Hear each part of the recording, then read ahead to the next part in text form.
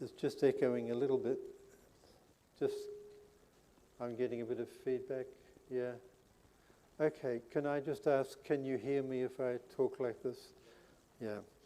Well, I hope you don't feel crushed. When you do something like this, you're offering it, and some people want to come and some people won't. So, here we are, and it's a really important topic, and I want to share it with you. For those of you who don't know me, Bill Lode is my name. I'm a retired professor of New Testament from Murdoch University. I've written a number of books on the New Testament and early Judaism. I've had a lot to do with Israel and Jewish colleagues. So I'm presenting this tonight because it's a highly topical thing for us today. I approach the material historically from a uniting church perspective. Our approach to the Bible is to take it seriously, and that means seeing it as a witness to the Word, as the basis of union, of the uniting church puts it. Human writings collected together into the Bible, which bear witness to God's actions and people's report of them. And taking the Bible seriously also means listening to it in its own language, its own culture, its own background, and that will include seeing things that we affirm and seeing things that we no longer affirm, such as the world being flat and a few other things like that. So this is going to be a historical approach. It will touch on a number of things that are quite central to faith. The beginnings of Israel go back to a loose association of tribes. Some of them we think were already living in Canaan or Palestine, if you want to call it that. Some of them were living outside. They were semi-nomadic, so they traveled, and they were not agricultural, settled. They were traveling with stock. We know that some of them must have been connected with Egypt, traveled as far as that, because that's where some of the stories come from. Others were probably in the hill country. Sorry, that just fell off. Others were in the hill country, and they had their stories. And what happened was that the tribes came to be linked with each other, and they formed a kind of federation, and the settlements increased. And we know, say, from Joshua and Judges in the Old Testament, stories about how the early days were groups of tribes doing this or doing that, and then of course finally they kind of build themselves into a confederation with a structure that then had Saul as a king and then David as a king. And it took some time before they conquered Jerusalem. David conquered Jerusalem in around about 1000 BCE. So we're talking about things that go way back a long time.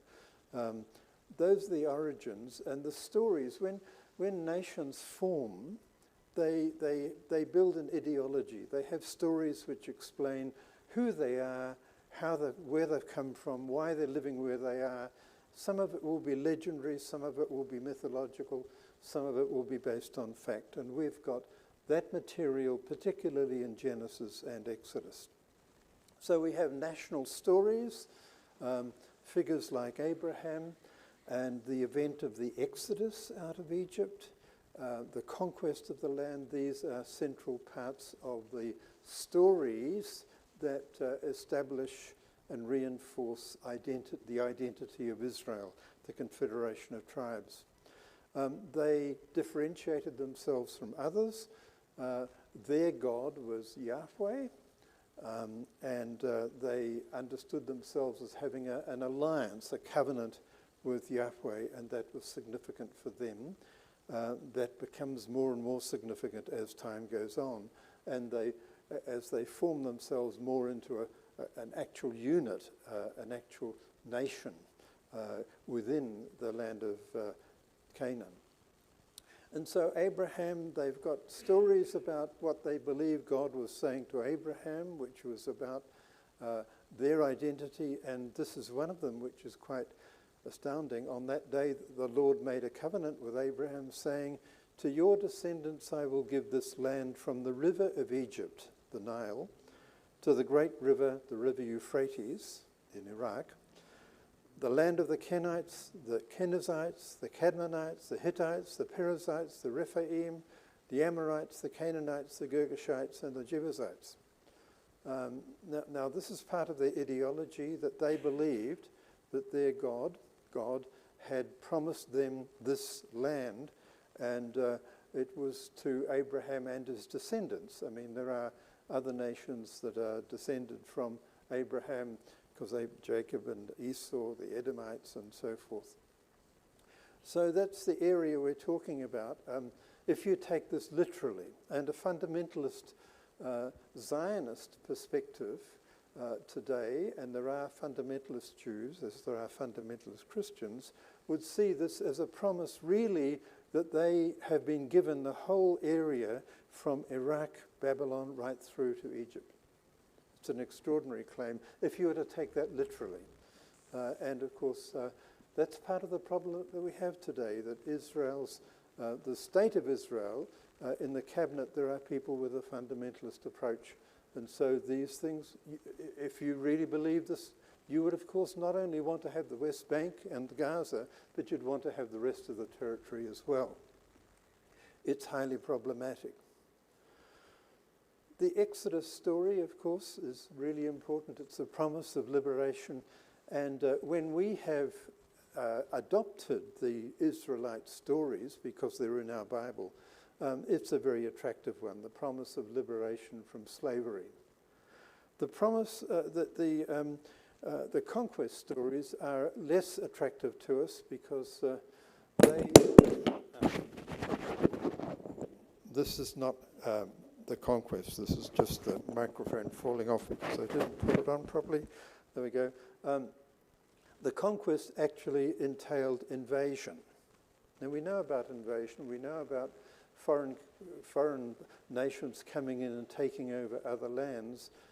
This raises all kinds of problems. And I just read one little passage which helps you to see some of the problems. When Israel had finished killing all the inhabitants of Ai in the open wilderness where they pursued them, and when all of them at the very last had fallen by the edge of the sword, all Israel returned to Ai and attacked it with the edge of the sword.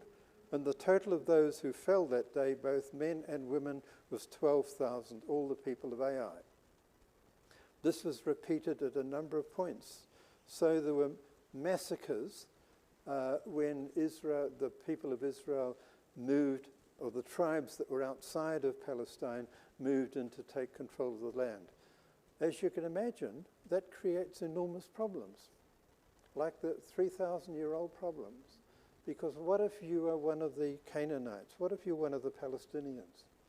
So there are real tensions here within the story.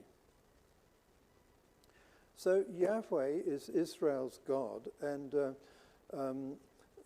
what they came to believe is that their God was over the gods or superior to the gods of the nations. And so you've got in Psalm 82, for instance, an old psalm, God has taken his place in the divine council. In the midst of the gods, he holds judgment. What that reflects is that there are gods and there is God. And God, that they are a council, and God chairs the council. God is the God of all of them. Our God is the chief God, and so we are special. Now, this is self-identity. You see, Israel's identity. We are special. We have a special relationship to the God who is the God of the gods. That's an interesting and somewhat problematic idea. But Yahweh as the God of the land of Israel, it's really interesting that Naaman the Syrian, who was healed by Elisha, he wanted to take some of the soil from the land of where the Jews were, Israel, and take it back to Syria. Why? Because he wanted to have Yahweh with him. So gods were associated with land and with territory. Each region had its god. Over time, and I'm skipping over these things quite quickly, the development was that Israel's God is in fact the only God. And one of the major contributions of Israelite faith to our world is the belief in there is one God. And he's the God of all the nations. There are no other gods. There are just angels. Now, this is interesting because the word for angel is Elohim, and the word for God is Elohim. Did you discern the difference? No, there isn't any. So there's a kind of interplay. The Elohim exist, and the belief of the Jews in these early days was that there is an angel that is the angel of the Romans, the angel of the Syrians, and God, Yahweh, is the God of Israel. That's the superior, and there's only one God. Now, this has all sorts of implications. If this is your belief, if this is your faith, this is your understanding, what does it mean about your self-understanding, and what does it mean about your attitude towards the nations? Now, I'm going to go for a quick run through Israelite history because it kind of is the background to later developments. What happened was that they had a united kingdom, UK, they had a united kingdom of the 12 tribes based in Jerusalem under David and then under Solomon. And then there was a split. 10 of the tribes became independent to the north and 2 became independent to the south. So the people of Israel, the confederation of tribes, was split. So the north called itself Israel, the south called itself Judah. That's what happened. And then in the 8th century, the Assyrians, who came from over by Persia, or in that direction, Iraq, they invaded, and they actually virtually wiped out the northern kingdom. Some were left, and they became, we know them later as the Samaritans, but basically the northern kingdom was gone. So all that was left of Israel was the southern kingdom of Judah, and that was conquered by the Babylonians, coming from Iraq, the land where the Euphrates River is, in the early 6th century. And what they did was to deport a large proportion of the population to Babylon. So for 50 years, a large proportion of the population of Israel was actually living in Iraq, was living in Babylon. It was, in some ways, a tragedy. In another way, it was a way in which their faith became more informed by other traditions which came to influence the way their faith developed. And then when the Persians, when Iran conquered Iraq, when the Persians conquered the Babylonians, the Persians had a more tolerant attitude towards other countries' religions, and they defended their right to have a temple. So under the Persians, 50 years after the exile to Babylon, they returned. And so they came back, and you read about it in Haggai and in Zechariah, they rebuilt the temple that had been destroyed by the Babylonians. But it was pretty basic temple, it wasn't very special. Now, it just went on. The Persians had this, were in control of the Eastern Mediterranean. Then Alexander the Great in the early 4th century, or late 4th century, he conquered this whole area and, of course, went as far as India. So they were under the Alexander the Great and the Hellenistic, the Greek-speaking empire. There was a revolt against One of the successors of Alexander the Great's great empire in 164, and for 100 years between 164 and when the Romans came, they had some sort of independence. But mostly, and I ran through that quickly, not because I expect you to remember the detail, but they were mainly, the people of Israel were mainly subject to some kind of empire. They had very little freedom, very little independence, and many of them were actually scattered throughout the eastern Mediterranean. At one stage, it was believed there were more Jews living outside of Palestine than there were living in Palestine. So Israel is special as the people of God with a covenant with Yahweh. What does that mean? What does that guarantee? These were the things they needed to think about. What does it mean that we are in this special relationship with Yahweh? And of course, this is where you get the prophets come in and say, like Amos, hear the word that the Lord has spoken against you, O people of Israel, against the whole family that I brought up out of the land of Egypt. You only have I known of all families of the earth, so it's all very special. Therefore I will punish you for all your iniquities. So you get the prophets saying, don't rest on the fact that you are of Israel. You need to be in relationship of obedience with God. So what does this imply, this special relationship? In the book of Deuteronomy and the books of Joshua, Judges, Samuel, Kings, in other words, that whole history, the belief is that if we are the people of Israel, we will prosper and we will win battles if we are faithful to Yahweh, and we will lose battles and we will suffer if we're disobedient. And you can read sometimes through Joshua or Judges, it's repetitive, that they sinned and so they lost a battle. They repented and so they won a battle. Like, it kind of goes along that if you are suffering, you are being punished. If you are doing right, you will succeed and win. Now, that was a very widespread belief, but then experience taught them that wasn't necessarily the case. They began to, people like Ezekiel said, well, the nations are not much better than we are, so it can't really be the case that it's all our fault. Like this theology that success will follow obedience, failure will follow disobedience, doesn't necessarily work. And so they began to think about alternatives.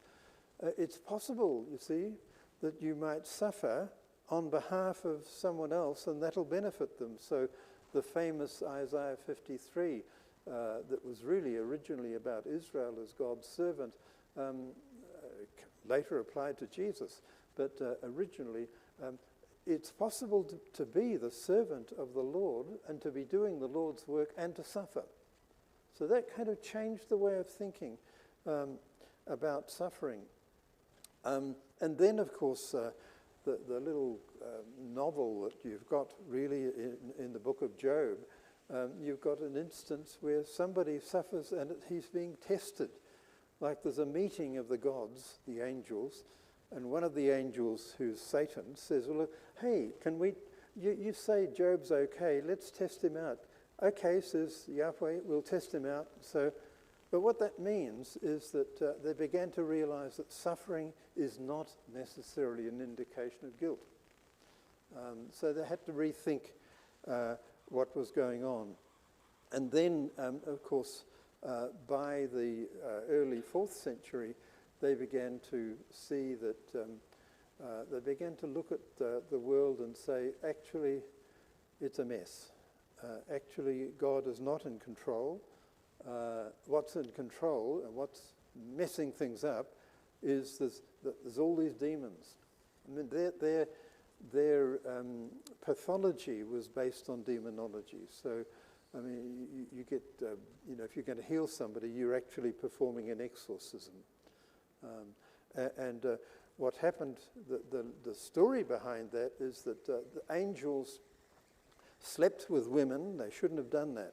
If you break the sexual laws, you're going to cause catastrophe. And so they did. And the women gave birth to giants, and the giants fought each other and exploited the land. But they killed each other, and then out of their corpses came half divine, half human spirits. And so the world was flooded with these evil spirits. Some of them were even given the names of illnesses, because that's what they understood was going on. So life is now full of these demonic forces, and hope is going to be somehow trying to get rid of them, trying to overcome all of that. So they needed to look to the future. Now I'm going to stop at this point, because there may be questions that you have about what I've said so far. We're going to then talk about how they saw the future, and there were conflicting views about the future. Some of them wonderful, some of them violent. But are there any questions? Yeah. There is a mic. We can hand the mic down. Oh, yep. It's on. Yep. I was just going to make the comment that part of the Abrahamic covenant was that through Israel all the nations would be blessed, but that doesn't seem to get much currency, does it? Well, one of the major things about the Abraham story is that, yes, there will be blessing for the nations. I'll come back to that, because that was one of the ways in which they began to think about things. But they had, you can understand there were very different attitudes towards the nations, some positive, some negative. How are we doing? Are you all right? Shall I go on? Yeah, there's a question here too. We need the mic.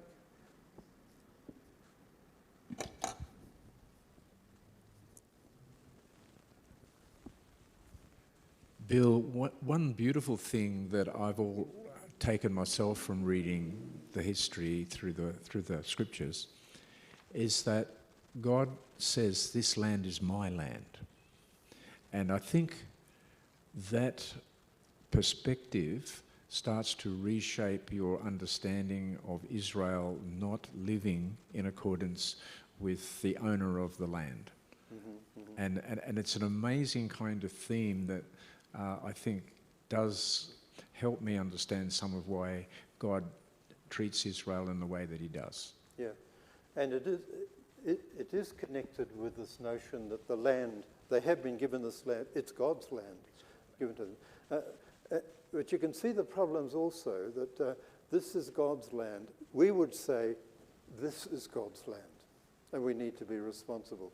So when it gets tied up with, we are Israel, and this is our land, the West Bank as well, so get out, then it becomes problematic. You can see how it can be positive and negative. I shall put this over here.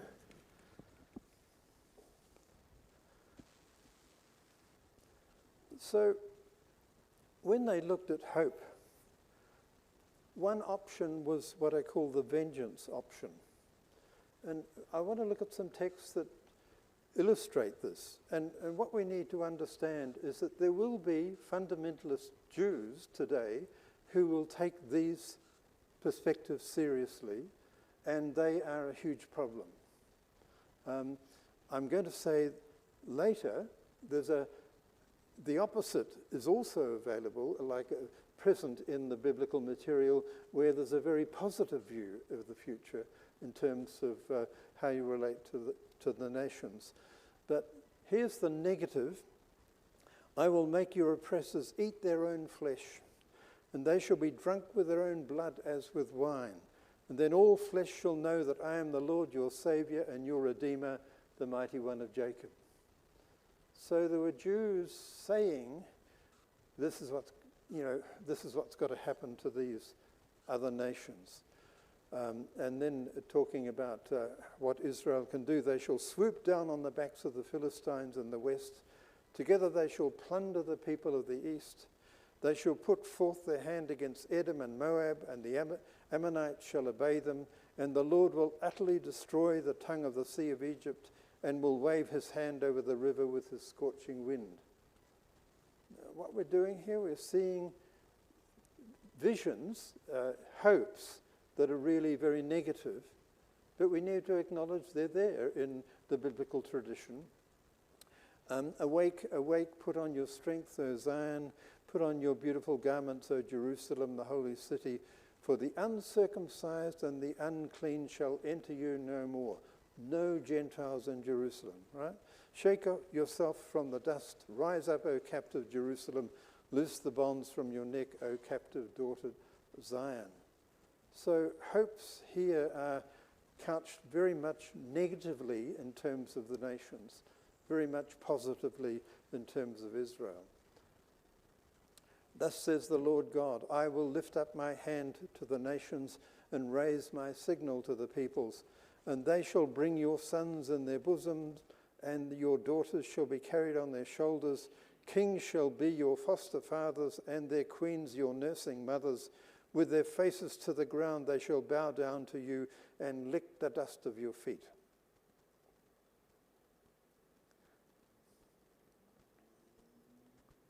Strangers shall stand and feed your flocks. Foreigners shall till your land and dress your vines.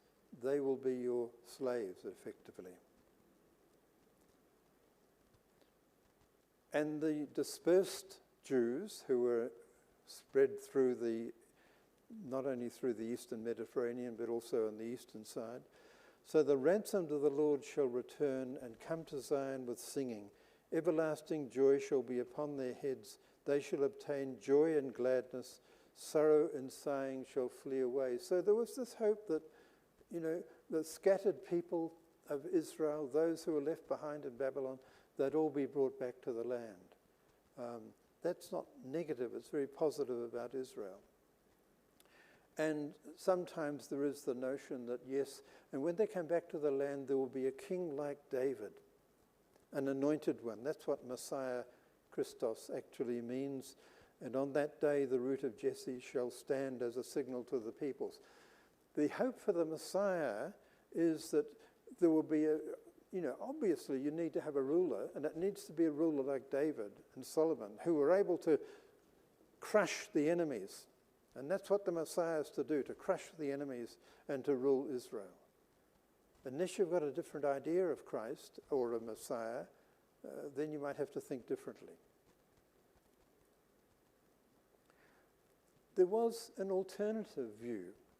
It's an inclusive option, and I'm quite deliberately reading texts here because I think we should just see what they said. Nations shall come to your light, and kings to the brightness of your dawn, because the abundance of the sea shall be brought to you, the wealth of the nations shall come to you. They shall bring gold and frankincense, and shall proclaim the praise of the Lord.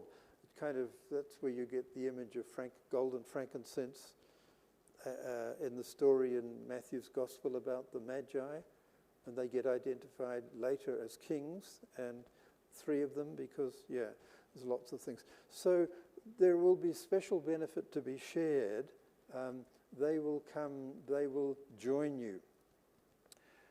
And the foreigners who join themselves to the Lord to minister to him, to love the name of the Lord and to be his servants, all who keep the Sabbath and do not profane it and hold fast my covenant, these I will bring to my holy mountain and make them joyful in my house of prayer. Their burnt offerings and their sacrifices will be accepted on my altar, for my house shall be called a house of prayer for all peoples. Mark cites that at the point where Jesus cleanses, expels people from the temple. So here is an openness to non-Jews to come and be part of the temple. Thus says the Lord God, who gathers the outcasts of Israel, like the dispersed ones from the eastern Mediterranean and so forth. I will gather others to them besides those already gathered.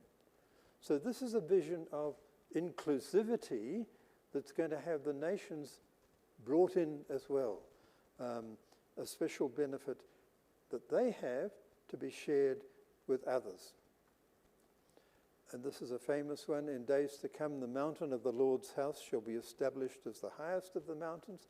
This is imagery, of course. And shall be raised above the hills, and all the nations shall stream to it. Not to be killed, but because they're welcome. Many people shall come and say, let us go up to the mountain of the Lord, to the house of the God of Jacob, that he may teach us his ways, that we may walk in his paths.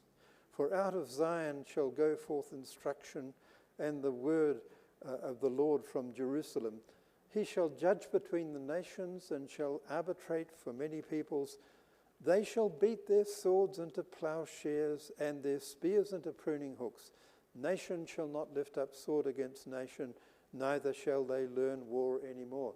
That's a very different image, a very different vision. It's a very positive one, and that's there for us in Jewish literature that's collected for us in the Old Testament. Special benefit to be shared. And this one's particularly special. On this mountain the Lord of hosts will make for all peoples a feast of rich food.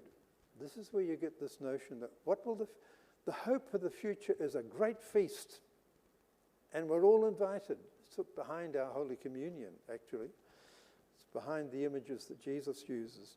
On this mountain the Lord of hosts will make for all peoples a feast of rich food, a feast of well-matured wines, a rich food filled with marrow of well-matured wines strained clear. And he will destroy on this mountain the shroud that's cast over all peoples, the sheet that is spread over all nations. He will swallow up death forever. So it's very positive, very inclusive. The disgrace of his people he'll take away from all the earth, for the Lord has spoken. It will be said on that day, Lo, this is our God. We have waited for him that he might save us. This is the Lord for whom we have waited. Let us be glad and rejoice in his salvation, for the hand of the Lord will rest on this mountain. So here, you don't have a narrow nationalism that wants to destroy the nations. You have an open nationalism that's saying, we're special because we're here to share with others.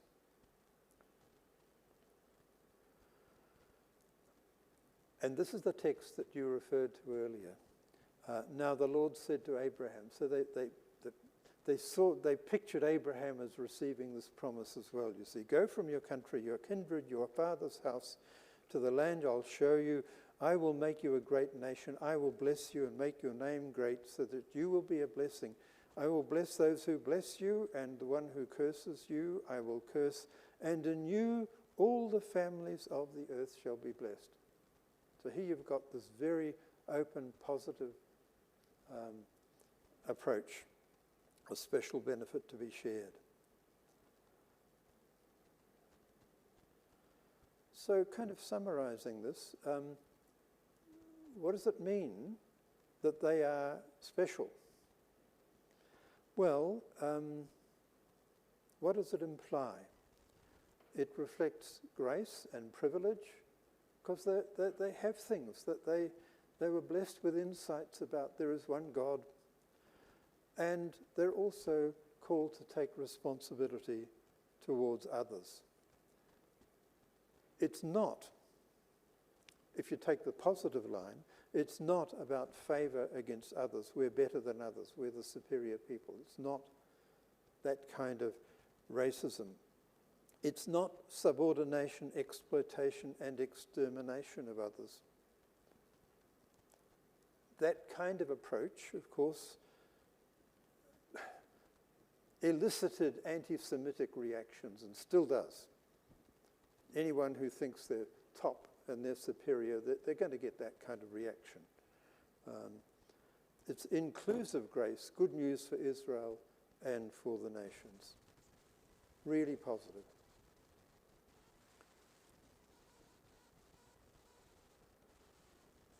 Before I go on to the next slide,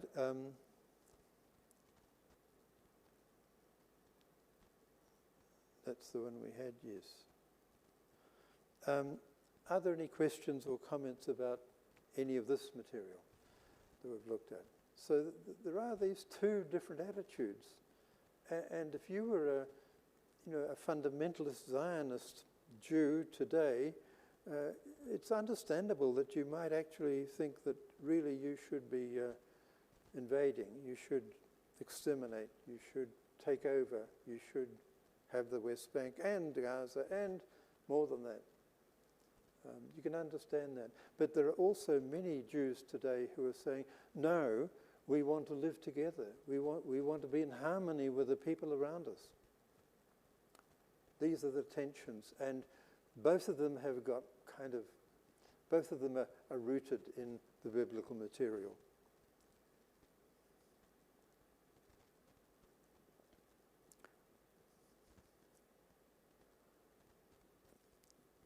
One of the things that happened over time, though, was they began to say, look, not all Israel is special. We are special, there is a covenant, but some of us won't be deserving, some of us will fail. And they talked about the notion of a remnant. Well, there'll be a remnant, some will be faithful, even if the rest aren't. On that day, the remnant of Israel and the survivors of the house of Jacob will no more lean on the one who struck them, but will lean on the Lord, the Holy One of Israel, in truth. A remnant will return, the remnant of Jacob, to the mighty God. For though your people were like the sand of the sea, only a remnant of them will return. In the Old Testament, we've got a collection of writings. They're quite diverse. It's really good that they collected them all and they didn't sort of censor them and say, well, we'll have only the ones that are okay. So they had these. So we've got it all, and this is part of the thinking that's there as well. Okay, there will be a remnant. Not everybody's going to be saved. It's not going to work for everybody, no longer for all. We're special. What does this imply? From hope in history, and that was really, for a long time, they didn't think about the afterlife. That's something that comes into Israel's faith very late in the piece. From national hope in history to individual hope.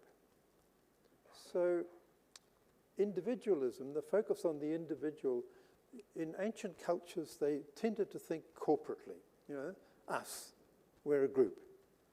But under the influence of all kinds of movements, including Greek philosophy, people began to think more, well, we are individuals. So you can see a move towards this and saying, well, it's not us as Israel, it's the faithful Israel. And the faithful, that means individuals who are being faithful to God.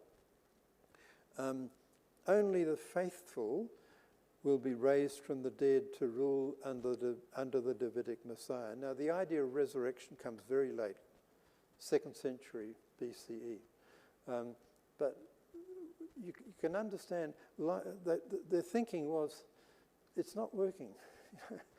We don't see any future here. It's hopeless. And the only way is to smash it all up and start all over again, and one day there'll be a new creation, a new heaven and a new earth. They began to fantasize about hope. And they began to say, there will be the people who have died and they shouldn't have died unjustly, they'll be brought back to life again.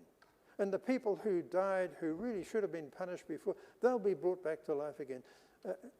The idea of resurrection is that people will have to stand and take account of give account of how they live their lives. And also, in a positive thing, if you're going to be part of the future, you've got to be there with a body. You don't exist unless you've got a body. So they had these fantasies about people will be re-embodied. Now, it wasn't resuscitation like the same kind of body as I've got now. Their belief was, you'll need to have eyes, Bill, and you'll need to have hands to be able to clap, and you'll need to have a heart, but it'll be of a different kind of order of being, and that's what resurrection. It's a spiritual body, and so they began to develop this idea. One day the Messiah will come, the Davidic Messiah, who will rule from Jerusalem, and the people who have died, who shouldn't have died, without reward or without punishment, they're going to be brought back to life. and we'll get things sorted. So from hope in history to hope beyond history, from national to individual hope, there will be judgment. And so they begin to develop this idea. Things have got to be sorted out. It's just not fair that the way things have worked out in this world, the world is stuffed. We've got to start all over again. There's got to be judgment. Who will be saved? Only the faithful, expanding the remnant idea. And there would be groups who would say, only our group, because we've got the right teaching, only our group, we're the only ones, and we are the ones who are chosen, we are destined by God to be the chosen ones. And they did all kinds of things like that. And then they would say, and if you decide to join us, you're chosen as well. Like you, like it was kind of leaked. It was not firm, but that was the kind of thinking they had. When we come to John the Baptist, we get a similar kind of thinking. John said to the crowds that came out to be baptized by him, "You brood of vipers, who warned you to flee from the wrath to come? Bring fruits worthy of repentance. And don't begin to say to yourselves, we have Abraham as our ancestor." Like, don't claim racial purity or racial, you're okay because you're a Jew. "For I tell you, God is able to, from these stones, to raise up children of Abraham." It's a nice little play on words because the word for stone is very similar to the word for children, Eben and Beni. It's really saying there's no security guarantees because you're a Jew. With Jesus, it's really interesting because Jesus' focus was very much on Israel and Jews. Jesus went up a mountain, called those whom he wanted. They came to him, and he appointed 12, because the 12 represent Israel. And those, he says, those who have stood by me in my trials, I confer on you, just as my Father conferred on me, a kingdom, so that you may eat and drink at my table in my kingdom, and you will sit on thrones judging or ruling the 12 tribes of Israel. So when Jesus chose 12 disciples, it was on the understanding that there will be a future time when they will be ruling the people of Israel. It's kind of still within a framework of thinking about Israel, not thinking beyond Israel. The faithful Israel has a future, and that's at the heart of Jesus' message of the kingdom. Good news for the poor. The poor was a term used to describe the Jews, the Jewish nation. Good news for the poor was, on the lips of Jesus, was primarily about Jews and about Israel's future. And then you've got a story like this. A woman whose little daughter had an unclean spirit, a non-Jew, a Gentile, of Syrophoenician origin. He said to her when she asked for help, "Let the children be fed first, for it's not fair to take the children's food and throw it to the dogs." Now, whoever made up this story didn't realize the racist tones that it expressed. I mean, the story was told because Jesus did not go along the racist line, but they did, rather daringly, have Jesus express this very discriminatory comment. What happens through Jesus' ministry and then beyond it is that these racist barriers are broken. Jesus doesn't stick with that kind of approach. But he does say during his ministry to his disciples, don't go anywhere among the Gentiles, the non-Jews. Don't go into any town of the Samaritans, but go rather to the lost sheep of the house of Israel. And he says of himself, I was sent only to the lost sheep of the house of Israel. So Jesus' ministry was very much Jewish, very much Israel-focused. But he told a parable about a mustard seed and said, and the birds of the air will come and nest in its branches or under its shade. People in those days knew that birds were often used as an image of non-Jews. There's going to be room for non-Jews in the future kingdom. It's an inclusive option. And another passage he says, I tell you, many will come from east and west and will eat with Abraham, Isaac, and Jacob in the kingdom of heaven, while the heirs of the kingdom will be thrown into outer darkness, where there'll be weeping and gnashing of teeth. Jesus talked about there will be room for non-Jews too. And he was, of course, as he did often in his parables, talking about the future hope as being like a great feast to which people are then invited. And there's going to be room there, not just for Jews, but for non-Jews. Let me stop at this point and ask if we've looked at a lot of material. We're going to look at what happens after this right up to the present day. But before we do that, any questions about anything I've talked about so far? It's complex material.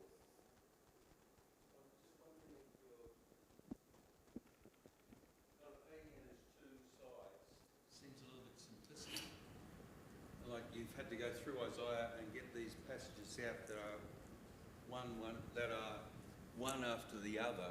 Yep. That are obviously in the same text, and the people reading this are reading view A, view B, view A, view B. They're put together in the same text, not as two different views. I know I hear that you're saying you picked them out to show the two different views, but I'm wondering if, so it's true, some fundamentalist Jews and Christians may just take one or the other, but it seems to me like it's calling us to take them both in some sort of a way that's not pushing it to one or the other. Or like those quotes you got were from Matthew, who's writing to Jews. Mark's thing, like to just say that whoever made the story up about Jesus has Jesus talking to a Canaanite woman with terms that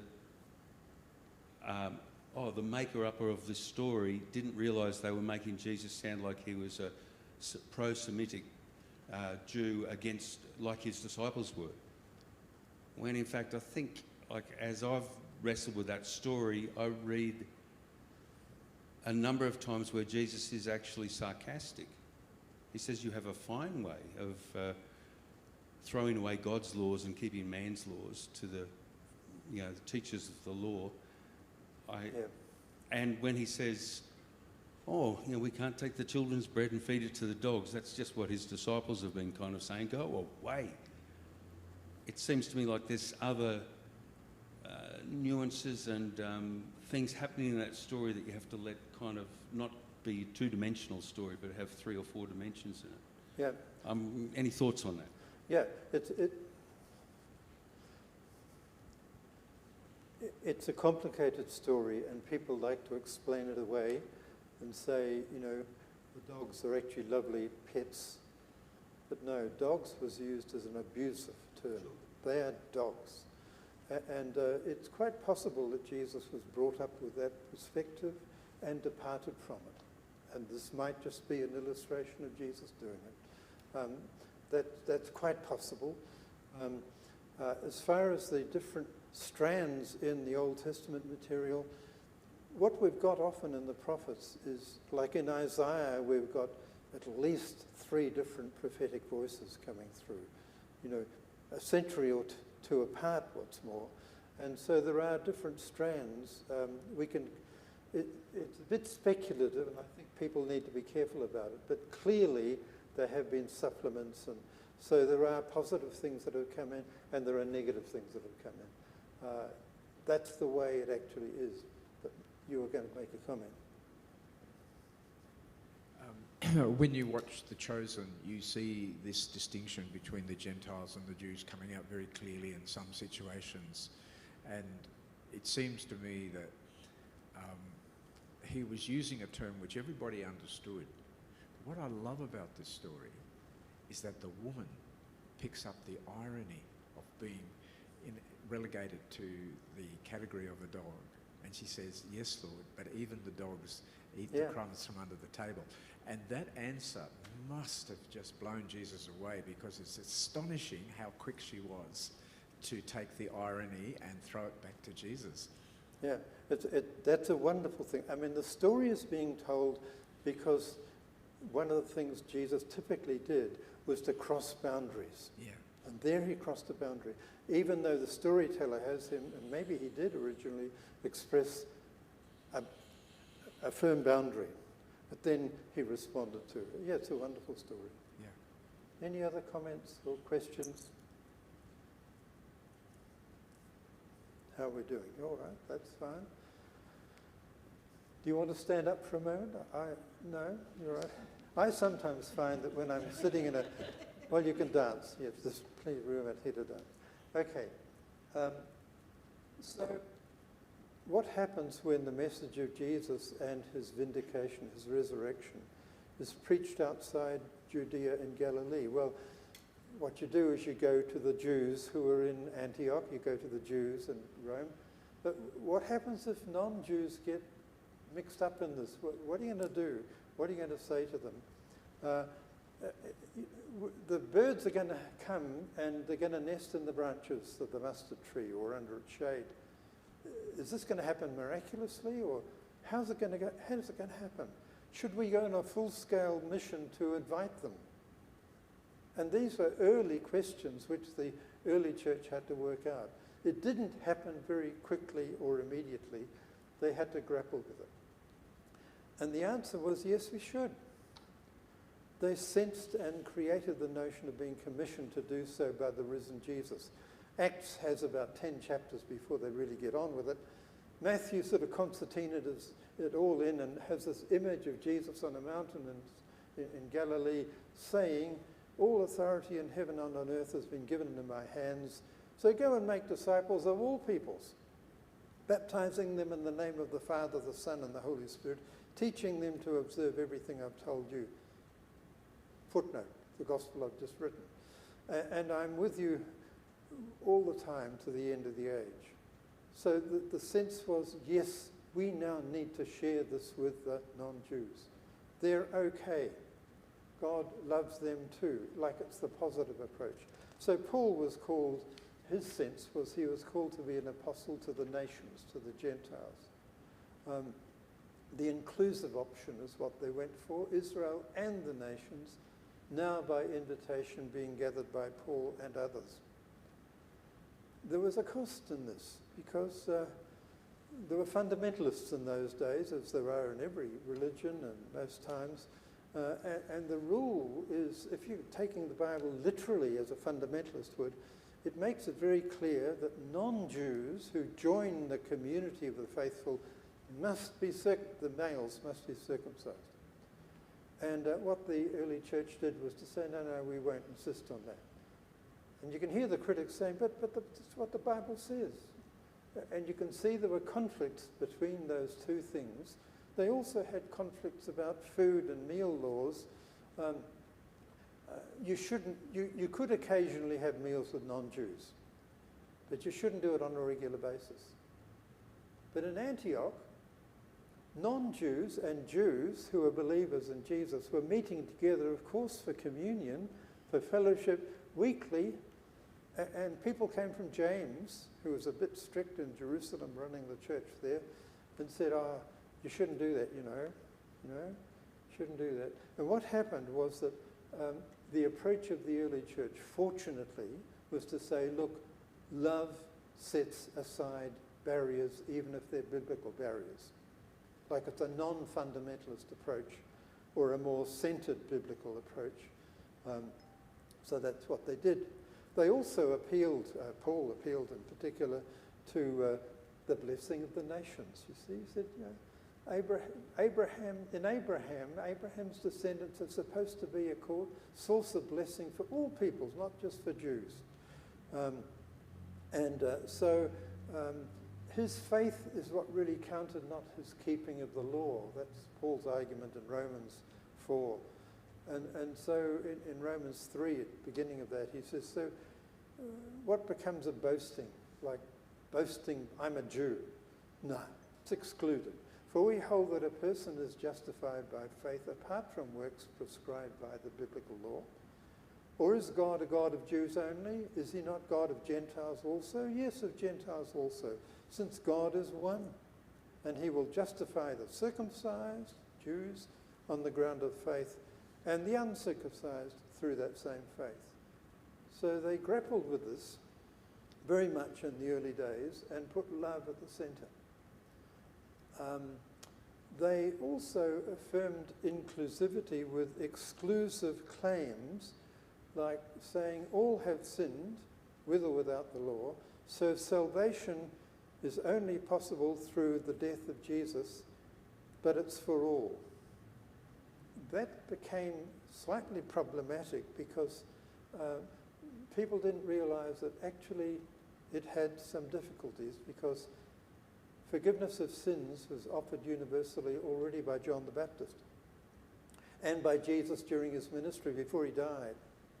So when they took too literally the notion of Jesus' death as effecting salvation in a way that said there was none before, it sort of disenfranchised Jesus and disenfranchised John the Baptist. And of course, in biblical tradition, we know that God's forgiveness is there, Psalm 51 and other places. So that became something of a problem as well. Paul also had a problem with the notion that many Jews were not responding, and Paul was worried, does that mean God's covenant with Israel has been annulled? Like in the beginning of Romans, he says, I'm not ashamed of the gospel. It's the power of God for salvation to everyone who has faith, to the Jew first and also to the Greek. That was Jew first. Yeah, that's the pattern. That's the normal pattern. And in Romans 9 to 11, he sort of has a tortuous sort of reflection on this. Israel's rejecting the gospel. Is it predetermined? Were they being hardened? He then talks about non-Jews being grafted into, like into a tree, grafted into the tree of Israel, yes. But then finally, he says, well, I can't believe that God's going to give up his people. So if somehow all Israel will be saved, somehow, it's a mystery. And so at the end of Romans 11, after Romans 9 to 11, when he's been struggling with this, he says, so that you may not claim to be wiser than you are, brothers and sisters, I want you to understand this mystery. A hardening has come upon part of Israel until the full number of Gentiles has come in, and so all Israel will be saved. Paul's wonderful. Like what he's saying, can't believe that God's love will somehow cease. God's not going to give up on people, surely. We can actually take that even further and say, when you're thinking about God, God's love actually never ends. So don't start thinking about God, I'll love for a while and then I'll stop loving. There's all sorts of things that flow out of that. Matthew's approach is quite interesting because he says faithful Israel keeps the law as interpreted by Jesus, that's how it should be, and Gentiles, non-Jews can join like the Magi, the Great Commission to all nations. The Magi, the three kings, they're not actually three, they symbolize the coming in of the nations. Christmas time, that's there in the story. But there's no hope for unbelieving Israel, nor for unfaithful believers. And this is part of Matthew's thing. He's kind of saying, don't you Christians think you're okay? If you're not faithful, you're no better than unfaithful Israel. Stop feeling superior. Luke says faithful Israel will rule with the Messiah in Jerusalem. This is a very Jewish approach. That's how he sees it. One day Jesus will come and will rule from Jerusalem, and Gentiles will be invited. But there's no hope for unbelieving Israel. There was inevitably a conflict between Jewish and Gentile believers on the one hand, and Jews who did not believe on the other. As the century moved on, the first century, this became quite acute. You could imagine it would split families. And some of the responses that we have reflected in the New Testament are highly problematic. In John's Gospel, it says, well, the reason why they don't believe is because they're bad people.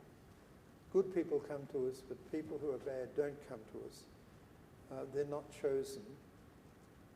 And in John 8, even portrays Jesus in very free-flowing, creative writing that the author has produced, has Jesus say, well, Jews are children of the devil, the Jews who disbelieve.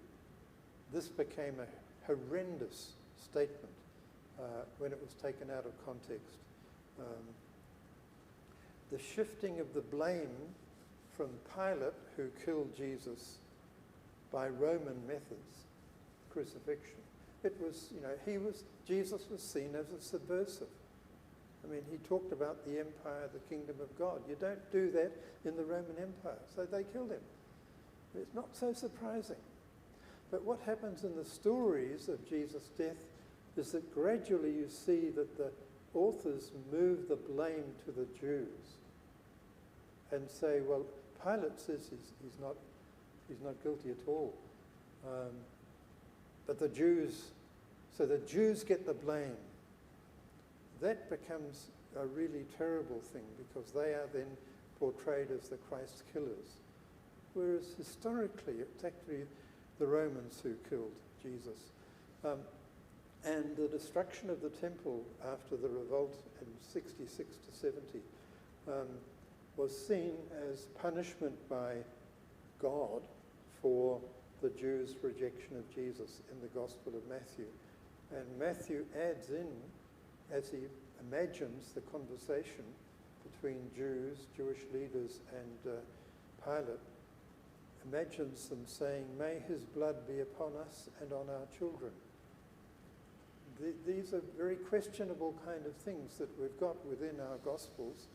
And what that does is to say, so the slaughter of the children, the women and children, when the temple was destroyed and they killed so many people, the Romans did, in Jerusalem, that was God's punishment for Jews rejecting Jesus. Really? But that's the line that Matthew takes, and it's really highly problematic. We need to be honest about that. The destruction of the temple, the result of that was that there were slaves, Jewish slaves taken to Rome, and they were made to work on building the Colosseum. If you've been to Rome, that's the Colosseum, the picture there. In 132 to 135, there was another Jewish revolt under somebody called Bar Kokhba. It's an Aramaic word meaning the son of the star. He's a Messiah, he's a Christ, claim, a Messiah figure. And Jerusalem was leveled, was destroyed, and the population was dispersed. That's a major, major change. And it was there, that was the case until 1948. Jews were banished from their land, they were scattered, and we know the stories of how they were scattered throughout the empire. There was anti-Semitism in the world before Christianity. Christianity is not responsible for anti-Semitism originally. Jews who would keep the Sabbath on a Sabbath day while other people did ordinary things, you can just imagine. This is a funny group, odd people, they look funny. So anti-Semitism, you find it in Egypt, for instance, before Jesus, the time of Jesus, and the time of Christianity. But of course, anti-Semitism grew through Christians, particularly when they said, well, Jews are the Christ killers. And I don't have time, nor do I have the information in detail to talk about the following centuries in which there are horrific stories, awful stories of Christians and churches. Even some of the official statements like the Council of Nicaea have these awful comments about Jews. So Jews are not allowed to own property. So they're marginalised into commerce and banking, which of course, as you can imagine, that's catastrophic. later because they get blamed for the economy. They're the ones that Hitler says, the Jews, if we get rid of the Jews, the economy will be okay. We'll recover. Pogroms, isolated attacks on Jewish communities, and of course the awful story of the Second World War and before, when the Nazis blamed the Jews. It was a time when they were having cost of living difficulties after the First World War and the Depression. So when you have cost of living difficulties, you're going to blame some group. In Australia, we blame immigration. We blame the immigrants. It's the foreigners, it's their fault. If only we expel them. But what Hitler did was to blame the Jews, because after all, they were the bankers. Yeah? So this was an awful story, a terrible experience. The picture that you'll be able to see, you won't be able to see the Hebrew lettering around the cross. If any of you have been to Prague, this is the bridge, Charles Bridge in Prague, and the authorities forced the Jews to erect this crucifixion and forced them in Hebrew letters to acknowledge that they killed him.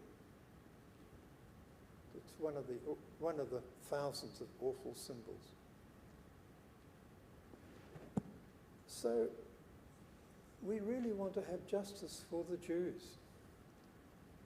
They wanted to return to their homeland, and particularly after the Holocaust, after the Second World War. Yes, there were Zionists who wanted to have lots of land and everything, but in 1948, it was the British, okay, we'll give you some land in your traditionally your land. It was problematic because it meant displacing Palestinians from their houses, forcing them out. This is going to have to be worked out in a way that Palestinians and Jews can kind of live together. Just as in Australia, we've had to work out, and we're still to some degree working out, okay, we are the invaders, let's not have a fight about it, let's acknowledge land rights, Aboriginal people, and let's acknowledge that can we live together? Yes, we can. We try very hard to do so. Claiming land is one of the things that created some of the more recent tensions from the right-wing people in the cabinet in Israel. They started to build more and more settlements in the West Bank, which was not their territory. And that was a problem. And that produced all kinds of reactions. The United Nations two-state solution recognizes Palestinians and recognizes Israel and says, this is how it needs to be. We need to acknowledge two states. They need to be able to live together. The Palestinian protests have been violent. You remember when it was hijackings? That goes back some decades, doesn't it? We haven't had many hijackings. Arafat, who later was involved in the peace process and very creatively, he was part of the PLO and the hijackings. Then there was the 1967 war, and then the 7th of October, the awful massacre by Hamas. I mean, there's no whitewashing of that. That's awful. That's horrendous. And then Israel's response of wiping out Hamas, that at huge cost to the population. So that's the complexity of the problem that we have today. And there needs to be justice for the Palestinians. And there needs to be justice for the Jews. Now, I'm not here tonight to solve that problem, but to give background why it is a problem, why it continues. We thought we were coming to get it solved. Yeah. So, any comments or questions on anything that we've done? Where did I put the mic? Oh, you've got the, okay. Comments, questions, reflections?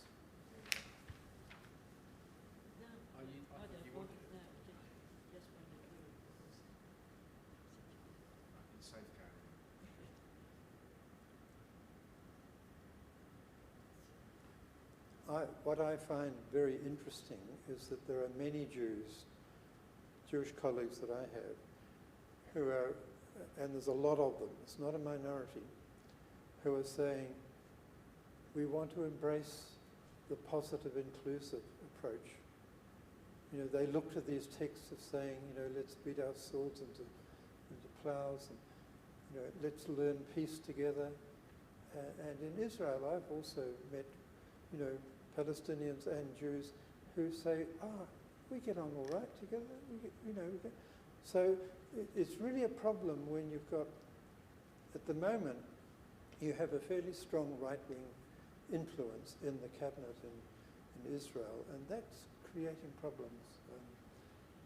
We hope that somehow that will be overcome. They'll find a way forward. Bill, would it be fair to say, and this is the view that I would take, that the problem is insoluble until Jesus as Messiah comes back, and then he deals with the nations, and he deals with them in the way that God has planned, in a way we probably don't expect, but it's going to happen that way. And I think some of those fantastic passages in Isaiah bear witness to what Jesus will be doing. And you brought them up so beautifully in the early part of the talk. And in a way, if you go back to that, then you start to think, right, okay, no matter what happens, there seems to be this utter hatred of Israel and Jews amongst the Islamic nations. And they're still playing that role. And Psalm 83, I think, brings that out incredibly well. There are also Arab nations, Arab peoples who are saying we want peace. Yes, we can talk in terms of, you know, if Jesus comes again, it's been 2,000 years and we've had lots of crises. We can't be confident of that happening in the near future necessarily. We just don't know. What we need to do is to align ourselves to the way of Jesus and the way of peace. And that does mean seeking to support all those who seek to bring a solution. Like our government wisely, I think, said, well, we do recognise the two-state solution. We recognise the Palestinian. They are a people. You know, let's recognise that. But none of this is simple. But we do need to have people who have a positive commitment to peace and justice and love, and do it from a faith perspective. We can't wait.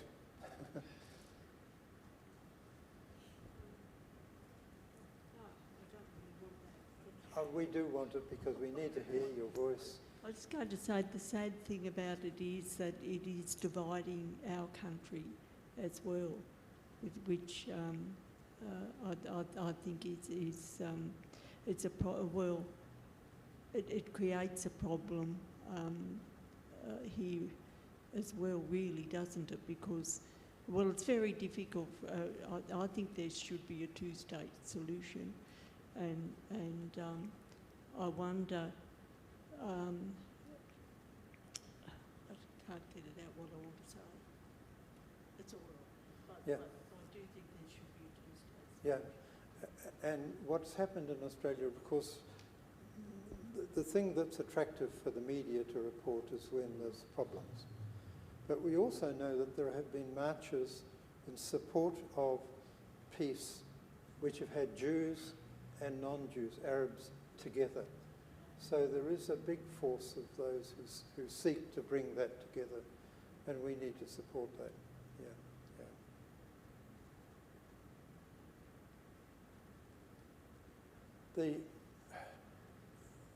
The image of that Jesus makes his favourite image when he talks about the future hope is, of course, of the Great Feast.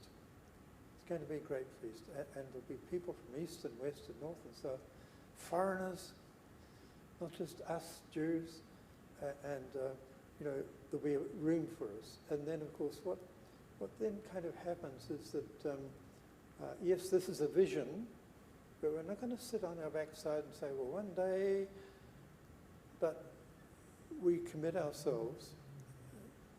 Our celebration of Holy Communion that can be highly ceremonialized to the extent that its meaning is lost. When we come to communion, we do it in a very highly simplified way. But it's really saying we commit ourselves to this vision of peace where people will sit at table in peace. Diverse people. So, it's quite for preachers and people who want to reflect on things. The communion table is a symbol of peace and a symbol of the vision of coming together, East and West, Jews and non-Jews.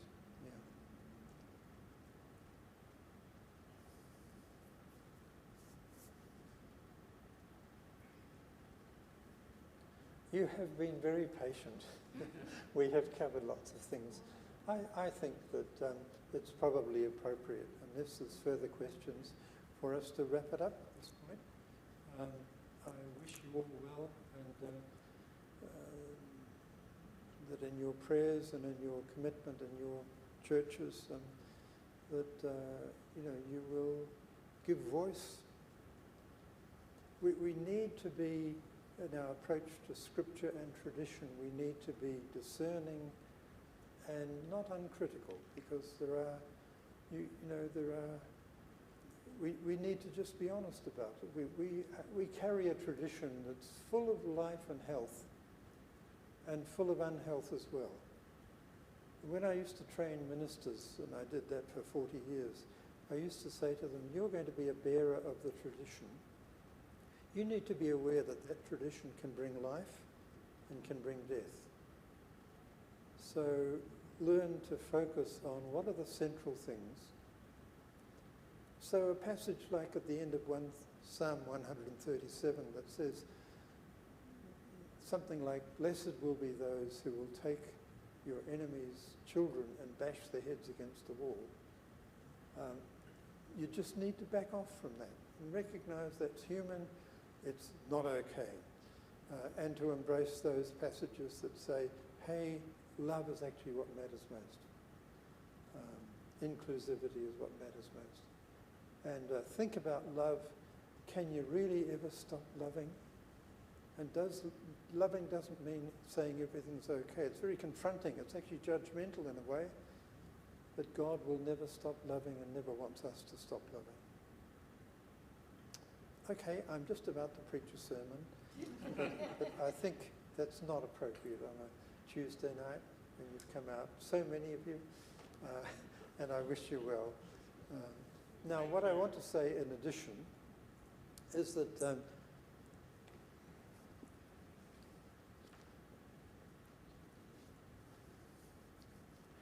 I have brought along some copies of my latest book, which is a commentary on Matthew's Gospel. It cost me $25, and I'm happy to sell it for $25, and the proceeds will go to the Christmas Bowl. But I have some copies here if you'd like to have one. That's a half price. It's just under $50 on Amazon, I think, and more than that in some other places. Pardon? I was looking at all your books on Amazon. Yeah. Some are available, some aren't. Yeah, that's right. Yeah, some are older. Anyway, these are here if you want to have them. Yeah. Thank you.